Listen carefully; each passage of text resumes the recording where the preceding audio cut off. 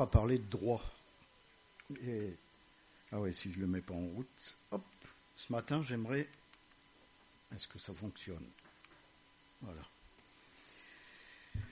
C'est un peu le titre de la prédication, la consécration à Dieu. On est dans un monde de droit, j'espère que vous le savez. Notre sœur nous a dit, nous, on n'a aucun droit. J'espère que vous le savez aussi. En fin de compte, cet état qu'on voit dans le monde maintenant mène le monde et l'humanité à sa perte, sur le plan moral, sur le plan psychologique, mais bien plus grave encore sur le plan spirituel.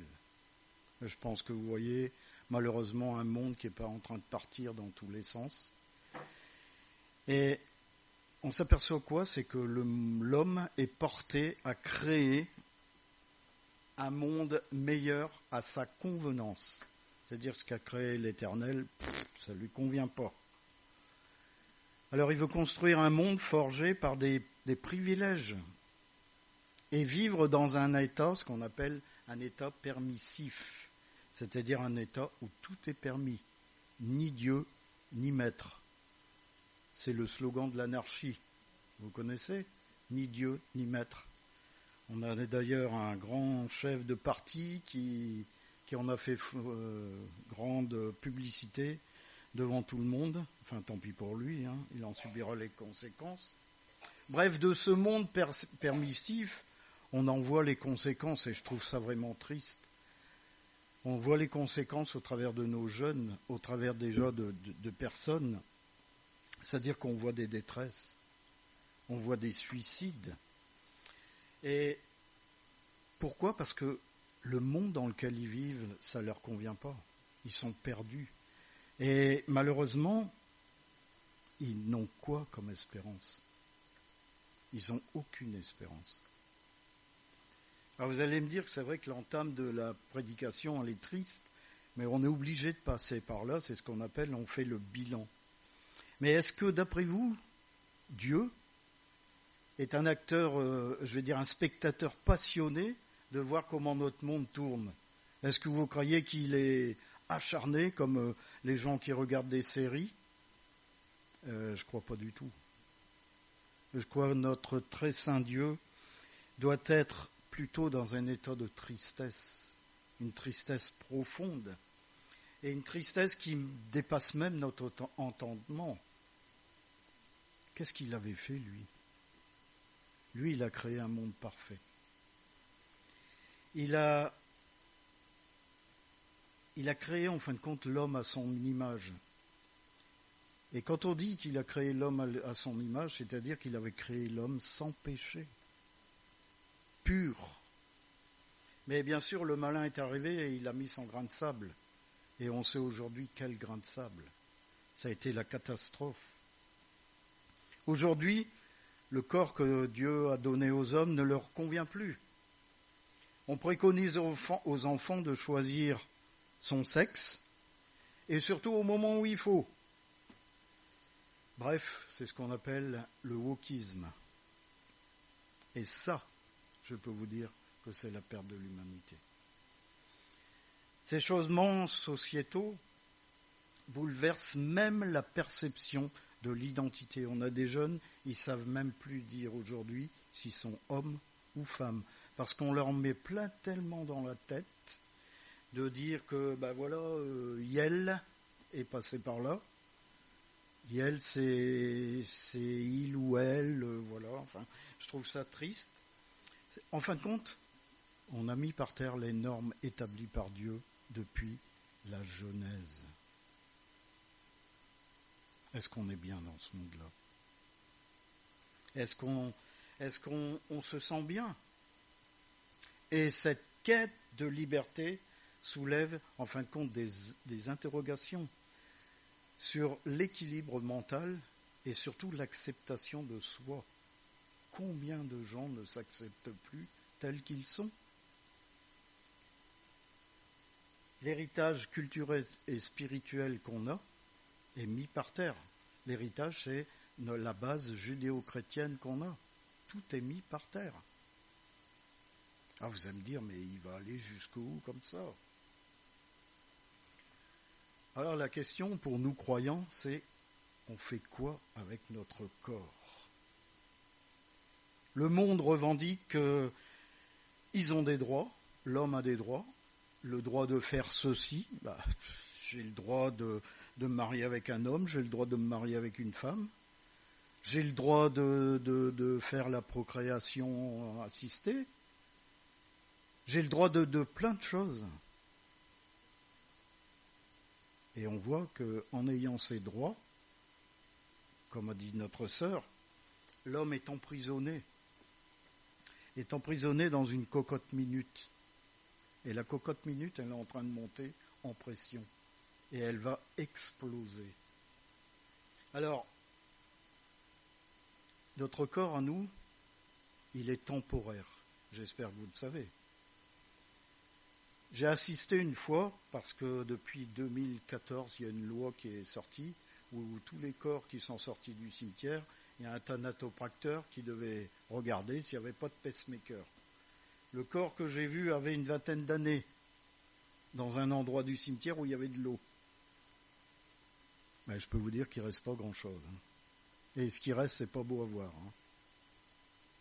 Et dans ce monde, on entend et on voit des gens qui mettent en avant leur corps, qui mettent en avant leurs droits, qui mettent en avant plein de choses, en oubliant que, notre sœur nous l'a dit, notre corps ne nous appartient pas. Et en fin de compte, Dieu a dit, mais ton corps, enfin je dis littéralement, le corps que tu as aujourd'hui, tu vas voir, il va se désagréger. Mais je vais te donner un corps incorruptible. Et on voit ça en 1 Corinthiens, chapitre 15, verset 42. Ainsi en est-il de la résurrection des morts. Le corps est semé corruptible, ce corps que nous avons aujourd'hui est semé corruptible. Il ressuscite incorruptible. Et on va voir dans cette prédication pourquoi il devient incorruptible. Donc on sait que notre corps naturel est déchu. Et si on ne vient pas à Christ, on a la mort en nous. Là, je ne peux pas dire autrement. Donc il est temporellement imparfait, il est temporellement faible. Et le corps spirituel, lui, est éternel, parfait et fort. En 2 Corinthiens chapitre 5, versets 1 et 4, à 4, nous savons en effet que si cette tente où nous habitons sur la terre est détruite, nous avons dans le ciel un édifice qui est l'ouvrage de Dieu, une demeure éternelle qui n'a pas été faite de main d'homme. Aussi nous gémissons dans cette tente, désirant revêtir notre domicile céleste, si du moins nous sommes trouvés vêtus et non pas nus. Vêtus, bien sûr, de ce corps immortel. Car tandis que nous sommes dans cette tente, nous gémissions accablés, parce que nous voulons non pas nous dépouiller, mais nous revêtir, afin que ce qui est mortel soit englouti par la vie. On est amené ici à non plus regarder les choses visibles, les choses de ce monde, mais à regarder les choses invisibles, se tourner vers Jésus-Christ. Parce que ce corps qu'on a est appelé à être détruit. Donc pourquoi en prendre soin? Vous allez me dire, mais si j'en prends soin, c'est pour ma santé. Mais c'est pas pour ça que vous allez vivre éternellement. Vous allez vivre jusqu'à 110. La parole nous dit jusqu'à 120 ans maintenant. Mais après, vous allez mourir. Mais chaque croyant est appelé à revêtir l'immortalité. Chaque croyant est appelé à revêtir l'immortalité. Ce qui est mortel, en fin de compte, va être englouti, notre corps va être englouti dans le ciel par la vie dans les corps immortels. C'est-à-dire, nous qui sommes mortels, on monte vers le Seigneur et on revêt justement ce corps incorruptible. On avait discuté un jour de ça avec Arlette. Qu'est-ce qui arrive quand on meurt? Il y a beaucoup de gens qui se disent, mais qu'est-ce qui arrive en fin de compte quand on meurt? En fin de compte, quand on meurt, notre âme va directement avec Jésus-Christ. Pour ceux qui ont reconnu Jésus-Christ comme Sauveur et Seigneur. Et ensuite, la parole nous dit, mais en fin de compte, quand Jésus va revenir, tout le monde va ressusciter. Mais je ne comprends pas, on est déjà avec le Seigneur. Mais c'est là, à ce moment-là, que notre corps physique, c'est-à-dire qui va être poussière, va revêtir l'incorruptibilité. On va être revêtu de ce nouveau corps dont parle la parole. Vous voyez ? Et ça, c'est important de comprendre ça. Et Philippiens 3, 20, 21 nous dit justement, mais notre cité à nous est dans les cieux, d'où nous attendons aussi comme sauveur le Seigneur Jésus, Christ, qui transformera le corps de notre humiliation en le rendant semblable au corps de sa gloire, par le pouvoir qu'il a de s'assujettir toutes choses. On va être revêtu de ce corps immortel. Alors vous allez me dire, mais Pascal, je comprends rien à ce que tu dis. J'y comprends rien. Pour moi, j'y comprends rien, c'est trop intellectuel. On va voir le premier point, la source de la consécration. C'est quoi la base de tout ça? Vous allez retrouver tout ce que j'ai dit en fin de compte, presque dans le démarrage. Romains 12, versets 1 et 2.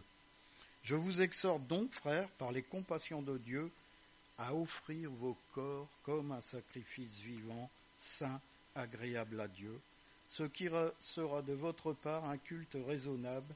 Ne vous conformez pas au siècle présent, mais soyez transformés par le renouvellement de l'intelligence, afin que vous discerniez quelle est la volonté de Dieu, ce qui est bon, agréable et parfait. On est placé ici devant une exhortation, comme un impératif. Et Paul appuie cette exhortation sur les compassions de Dieu, c'est-à-dire la miséricorde de Dieu.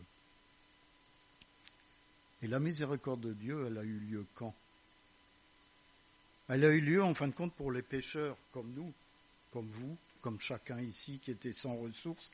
Elle a eu lieu et elle a brillé à la croix dans la mort de Jésus-Christ. Et c'est seulement en cette œuvre,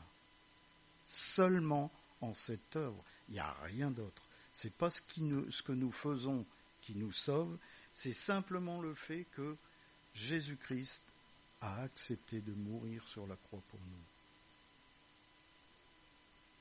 Et Dieu, en fin de compte, fait miséricorde à tous ceux qui vont croire en cet acte-là. Oui, je reconnais que Christ est mort pour moi à la croix. Et il a pourvu, en fin de compte, à tous ceux qui étaient pécheurs, à tous ceux qui allaient hériter de la mort et subir la colère de Dieu. Et les compassions, en fin de compte, s'exercent maintenant aujourd'hui à ses enfants, dont vous êtes chacun le fruit de l'œuvre de Jésus-Christ. Et c'est important, je crois, de se souvenir de la miséricorde de Dieu pour nous. Est-ce qu'on y pense de temps en temps? Est-ce qu'on pense que j'aurais pu être comme cette personne dehors qui peut-être est en train de courir ce matin, en train de promener dans le bois, et qui n'a juste comme espérance peut-être un voyage qu'il va faire? Et après la mort, qu'est-ce qui lui reste? On ne sait pas. On a parlé tout à l'heure de droit. J'ai le droit de faire ce que je veux de mon corps. Combien de fois on l'entend? Et pour nous chrétiens, c'est quoi notre ressenti par rapport à cette affirmation? Qu'est-ce qu'on ressent quand on entend ça? Parce que la parole nous dit d'offrir nos corps comme un sacrifice vivant. C'est là, ici, où on entre dans la consécration à Dieu. Notre sœur Micheline l'a dit, notre corps, on n'a aucun droit ici. Notre corps ne nous appartient pas. Et On fait quoi avec nos corps? On les expose à quoi? Est-ce qu'on les expose à ce monde et aux péchés qui l'environnent?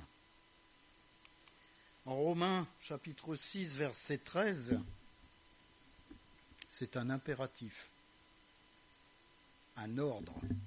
Ne livrez pas vos membres au péché comme des instruments d'iniquité, mais donnez-vous vous-même à Dieu comme étant vivants de mort que vous étiez, et offrez à Dieu vos membres comme des instruments de justice.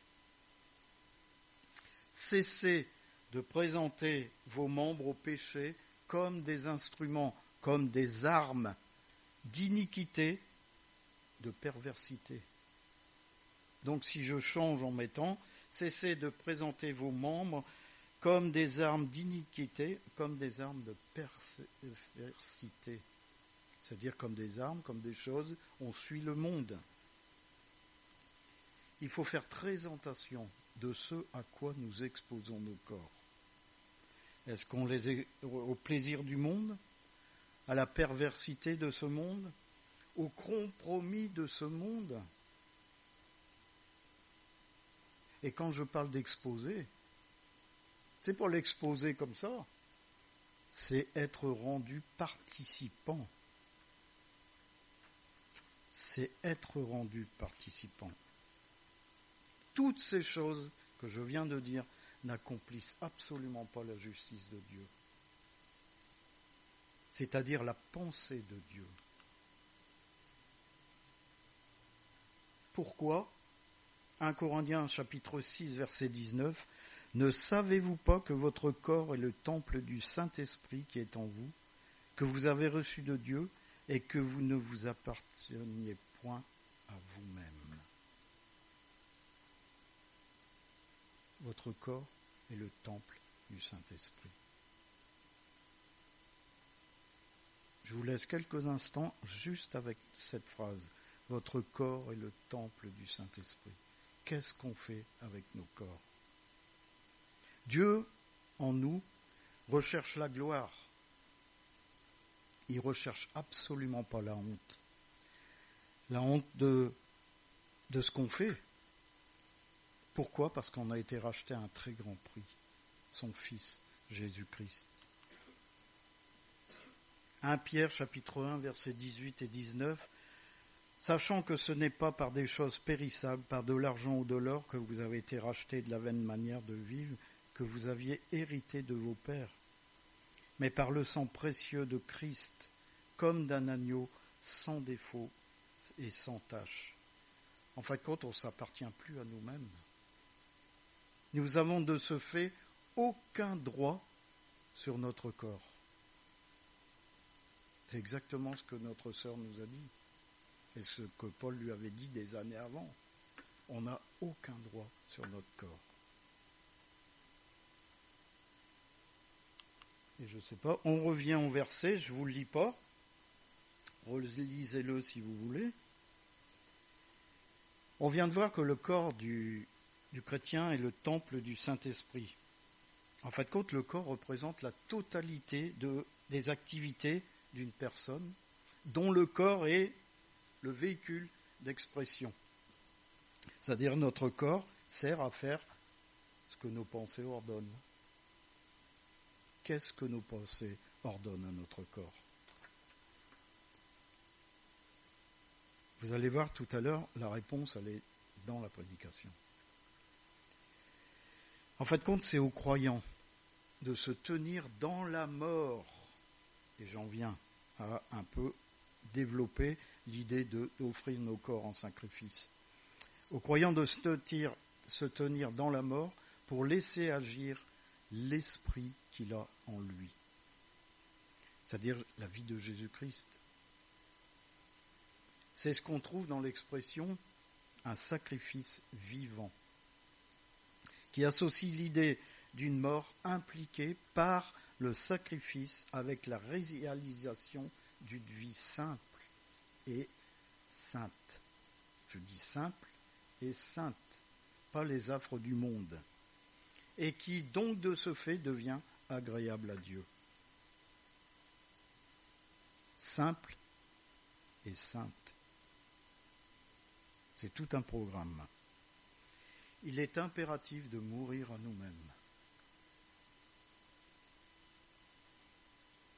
Impératif de mourir à nous-mêmes. Terminer notre ego, terminer ce moi qui nous torture sans cesse.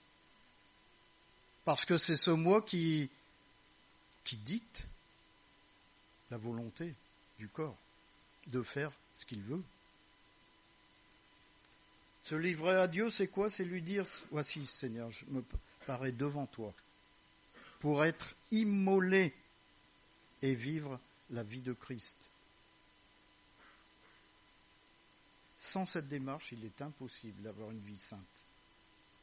C'est impossible. Par l'action de la grâce de Dieu dans la vie du croyant, le corps servait autrefois à accomplir les œuvres de la chair, aujourd'hui, ce corps est présenté comme un sacrifice.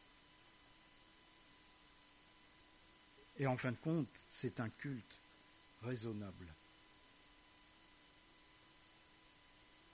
C'est l'âme renouvelée qui sait ce qu'elle fait en agissant ainsi.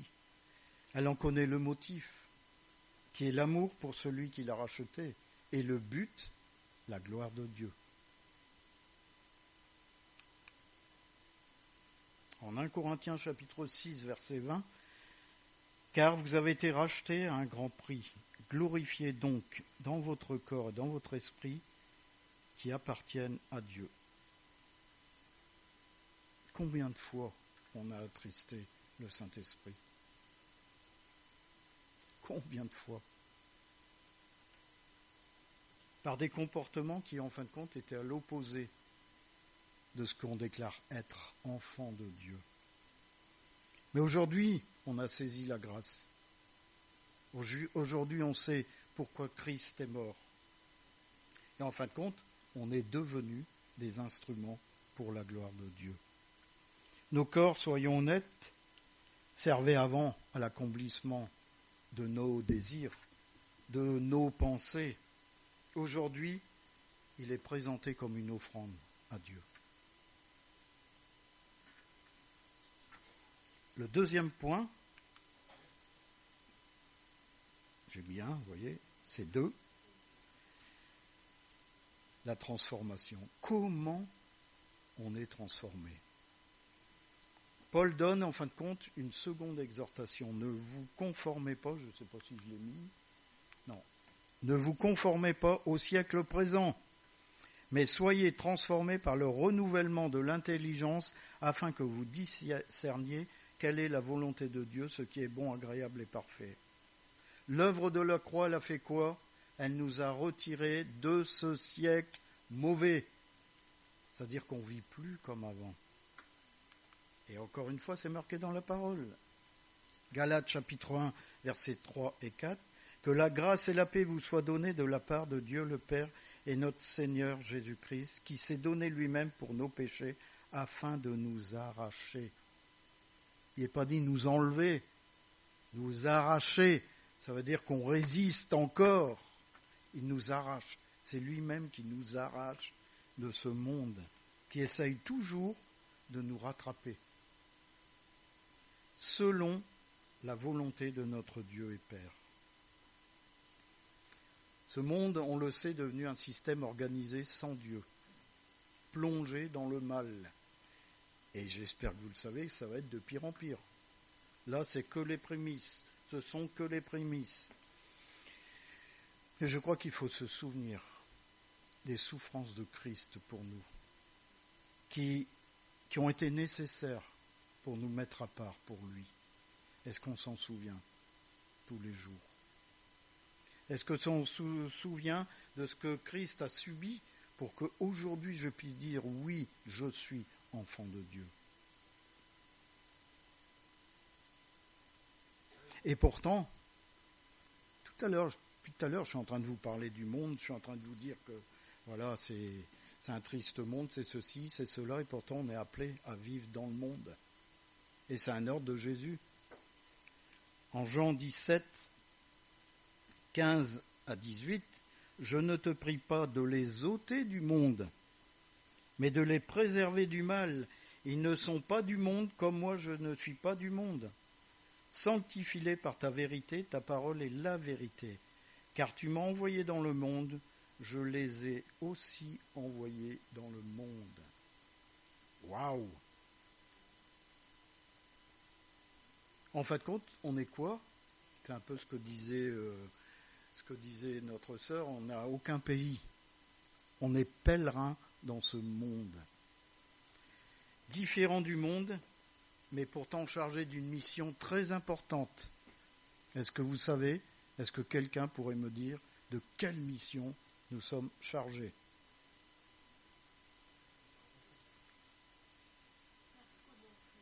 Voilà, représenter Jésus-Christ.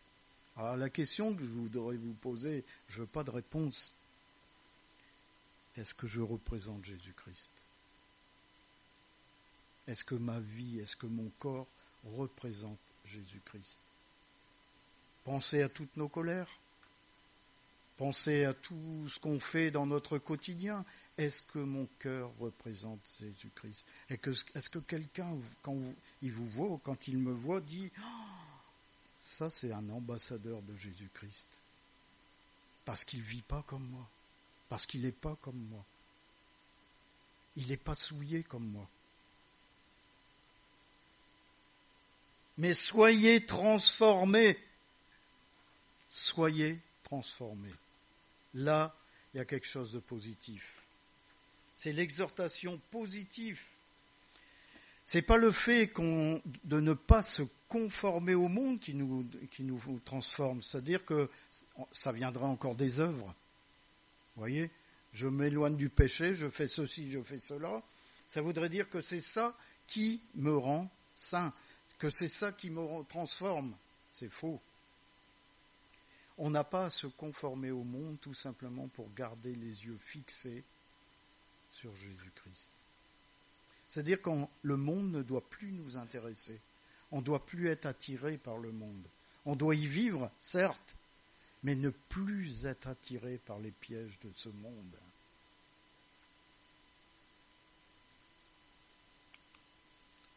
En 2 Corinthiens 3,18, « Nous tous qui, le visage découvert, contemplons comme dans un miroir la gloire de Dieu, nous sommes transformés en la même image, de gloire en gloire, comme par le Seigneur l'Esprit. » On est transformés, c'est lui qui nous transforme. C'est pas ce que nous faisons. Et bien sûr, la transformation est progressive. Ça veut dire qu'elle ne commence pas avec notre homme naturel, mais elle découle d'un changement radical de notre homme intérieur. Ça s'appelle comment? La nouvelle naissance. Dieu ne travaille jamais avec ce qui est ancien. Il va casser le vase. Vous savez, tout à l'heure, on a chanté « Sonde-moi, courbe-moi,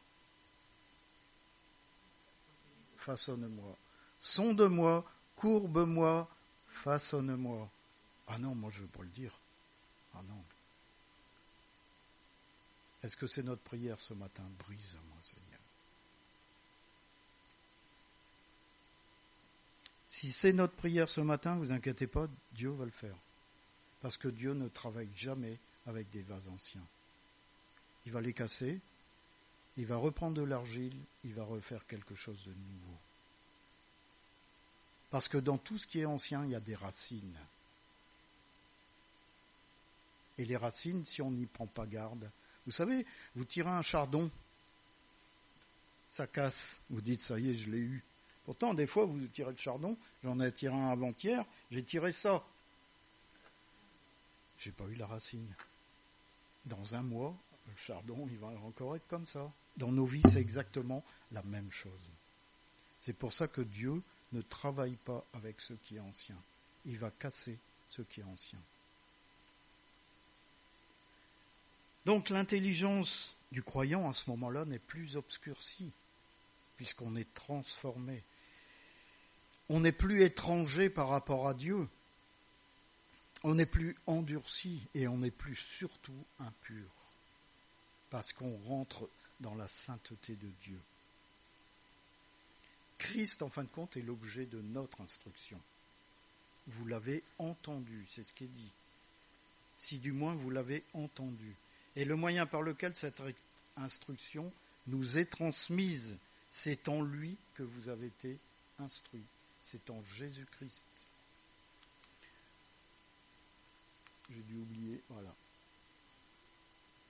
Ainsi, le croyant s'est dépouillé par rapport à sa vie passée du vieil homme qui se corrompt par les convoitises trompeuses. Et là, j'ai mis une phrase qui est importante pour beaucoup de personnes.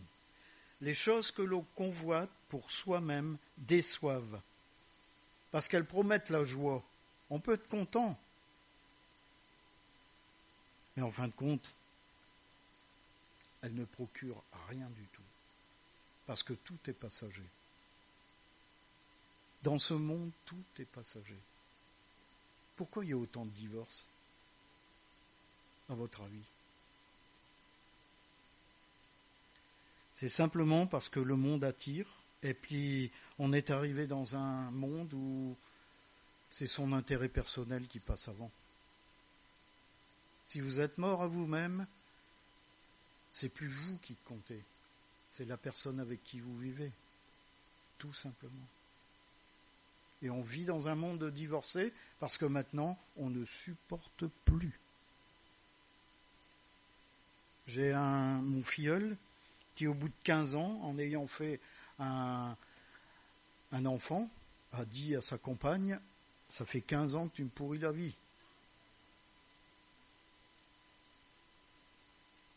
Ah ben, soyez pas surpris, hein, c'est le monde.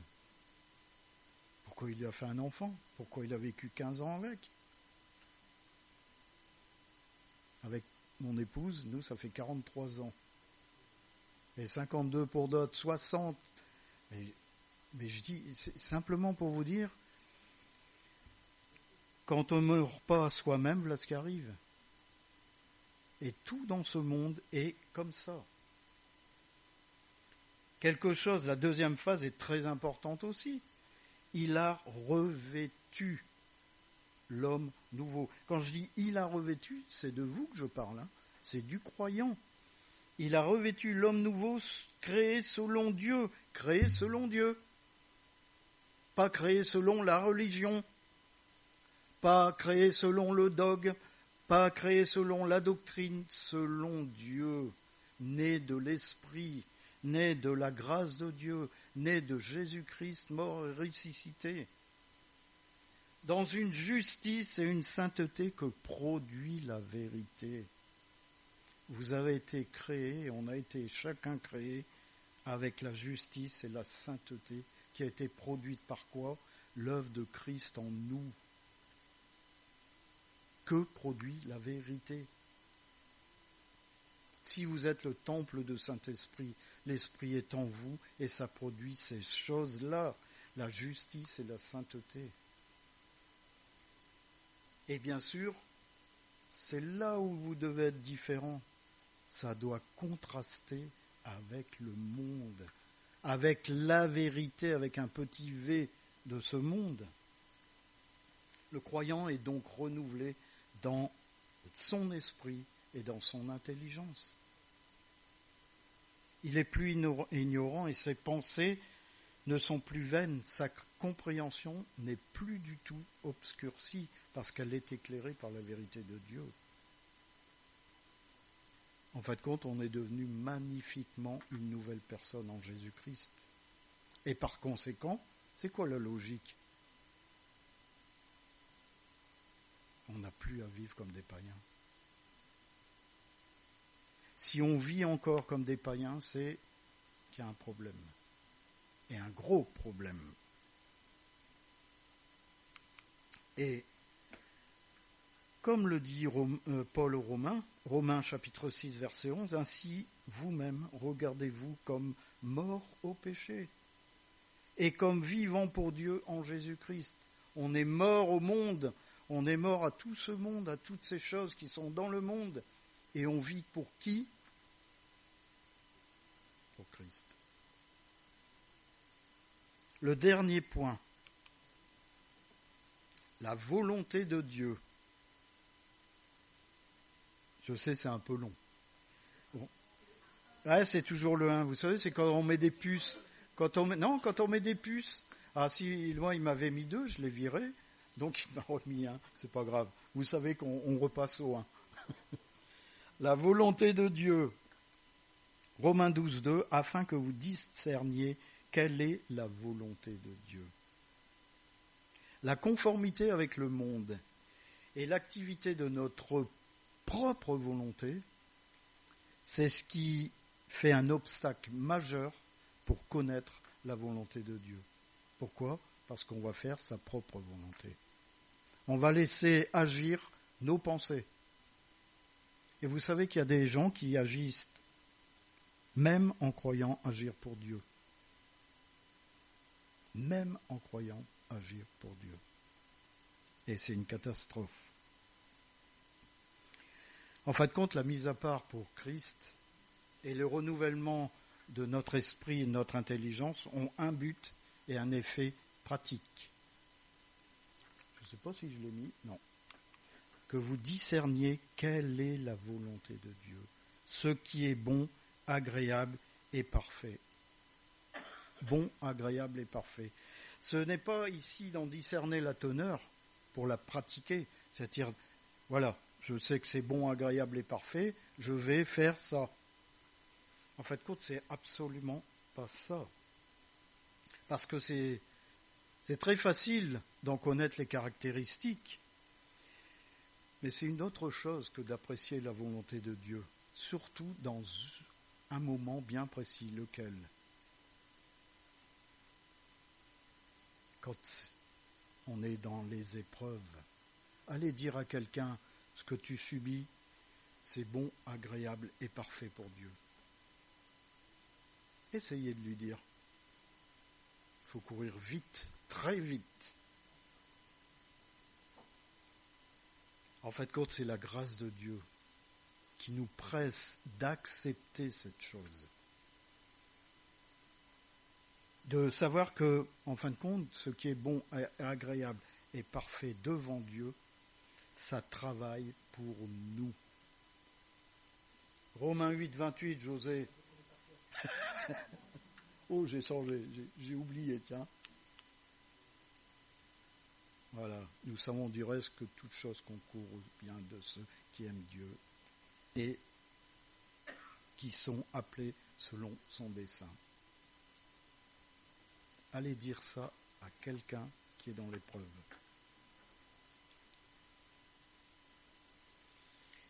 Et il ne faut pas oublier une chose, que comment Christ a réussi à passer l'épreuve de la croix. C'est parce qu'il avait une communion parfaite avec Dieu. Et quelque chose de très important, il accomplissait la volonté de Dieu. Et ça, c'est le modèle qui nous est présenté ce matin. On arrive à la conclusion. On l'a dit, on le constate, c'est que l'homme est en rupture totale avec Dieu. Totale. Nous, on passe pour des extraterrestres. C'est vrai, on passe pour des extraterrestres. En fait, l'homme est venu à défier Dieu, le Créateur, changeant la légitimité du bien en ce qu'il y a de plus outrageant. Refuser d'admettre que Dieu a créé l'homme et la femme, un sexe masculin et un sexe féminin. Pourtant, il n'y a aucun intermédiaire et il n'y a aucune échappatoire. Le wokisme va passer comme cette terre. Vous allez voir, tout ce qui est arrivé des États-Unis est arrivé en France et s'est éteint quelques années après. Ça va être exactement la même chose. Mais combien de dégâts ça aura occasionné ? Combien de dégâts ? On a fait croire et on fait croire à nos enfants des monstruosités, des abominations. Quand vous regardez le corps de l'homme, c'est devenu un véritable théâtre de tatouages dégradants et qui vont même jusqu'à des tatouages sataniques. Mais pour nous qui vivons dans cette débâcle, quelle est notre réaction ? Quel est le regard que nous portons sur ces travers ? Quel témoignage apportons-nous à ce monde qui va être détruit de façon effroyable ? Et là, je vais faire plaisir à Michael. J'ai trouvé que quand on l'a lu mardi, j'ai trouvé que c'est ce qui m'a parlé le plus de tout ce que j'ai lu sur l'eschatologie concernant la fin des temps. Ça représente exactement ce qui va se passer pour ceux qui ne sont pas en Jésus-Christ. Sophonie, chapitre 1, versets 15 à 18. Ce jour est un jour de fureur, un jour de détresse et d'angoisse, un jour de ravage et de destruction, un jour de ténèbres et d'obscurité, un jour de nuées et de brouillard, un jour où retentiront la trompette et les cris de guerre contre les villes fortes et les tours élevées. Je mettrai les hommes dans la détresse, et ils marcheront comme des aveugles, parce qu'ils ont péché contre l'Éternel. Je répandrai leur sang comme de la poussière, et leur chair comme de l'ordure. Ni leur argent, ni leur or ne pourront les délivrer. Au jour de la fureur de l'Éternel, par le feu de la jalousie, tout le pays sera consumé, car il détruira soudain tous les habitants du pays. Si ça s'arrêtait là, c'était bien. Il y a la suite.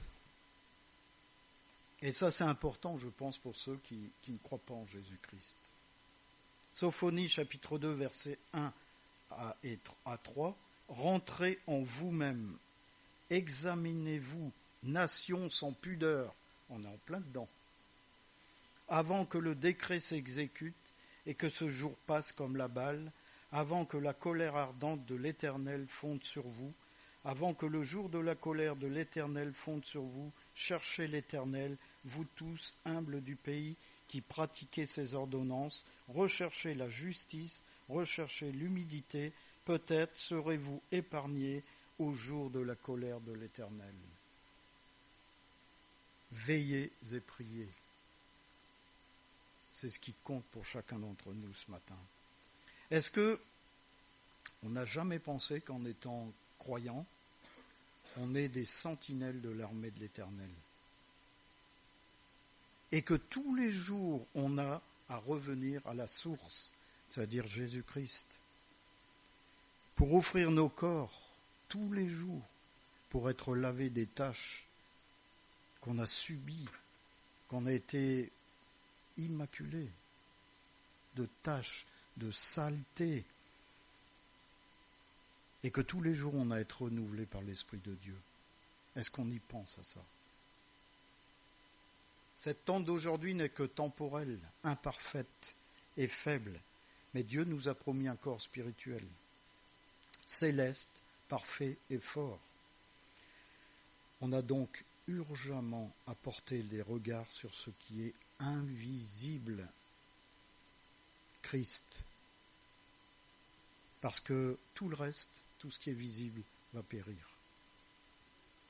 Est-ce qu'on est attaché aujourd'hui à peut-être la recherche d'une femme, la recherche d'un homme, peut-être à assouvir un rêve qui trotte dans la tête depuis longtemps, peut-être à gagner de l'argent, peut-être à être considéré pour qui nous sommes, c'est-à-dire rien. Il ne faut jamais oublier une chose, Dieu ne s'attache jamais aux apparences. Il regarde au cœur. En 1 Samuel, chapitre 16, verset 7, « Et l'Éternel dit à Samuel, ne prends point garde à son apparence et à la hauteur de sa taille, car je l'ai rejeté. L'Éternel ne considère pas ce que l'homme considère. L'homme regarde à ce qui frappe les yeux, mais l'Éternel regarde au cœur. » Quand il regarde notre cœur, il voit quoi ce matin ? On doit être chacun, ce matin, on est en situation où on n'existe plus. Le jour où on n'existe plus, on peut nous dire et nous faire ce qu'on veut, ça ne nous touche absolument pas. Et en fin de compte, on doit surtout aimer une chose, ne pas être mis sur un piédestal, être le rebut de tout le monde. Vous savez, celui qui prend le balai et qui balaye, et qu'on ne voit pas, et qui pourtant fait un travail admirable. Parce que notre vie ne nous appartient plus, elle appartient à Dieu. Et certainement pas pour faire bien dans le décor, c'est-à-dire pour dire « je suis un bon chrétien ». Certainement pas pour ça, c'est pour la gloire de Dieu. La question que tu dois te poser ce matin, j'en suis où avec ça ? J'en suis où ? Est-ce que si, par exemple, tu n'es pas dans cette posture où tu as encore ton ego, ton moi, dès qu'on te dit quelque chose, ça part en vrille, il y a un petit souci, il y a un petit problème. Parce que ça veut dire que l'orgueil est encore dans la vie. Et la parole nous dit quoi ? Dieu résiste aux orgueilleux, mais il fait grâce aux humbles. Alors, est-ce que ce matin on veut être consacré à Dieu ? Est-ce qu'on veut vivre la vie de Christ ? Et est-ce qu'on veut accomplir la volonté de Dieu ? La solution, on l'a. La solution, c'est qu'il faut donner son corps en sacrifice pour connaître cette transformation. La prière, c'est Seigneur, que je sois immolé afin que ce soit toi qui vives en moi. Amen.